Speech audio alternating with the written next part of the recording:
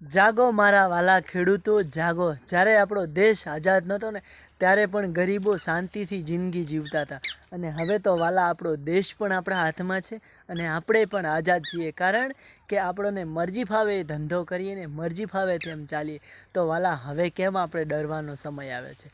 અરે જ્યારે આપણો દેશ આઝાદ નહોતો ને ત્યારે ડાકુઓ અમીરોને લૂંટીને ગરીબોને આપતા હતા અને આજના જમાનામાં આપણા મોદી સાહેબના જમાનામાં જ્યારે આપણા મોદી સાહેબ ભારત દેશને ચલાવે છે ત્યારે કેવો જમાનો આવે છે કે ગરીબોને લૂંટીને અમીરોના ઘર ભરાય છે, ગરીબોને લૂંટીને અમીરોના ઘર ભરાય છે।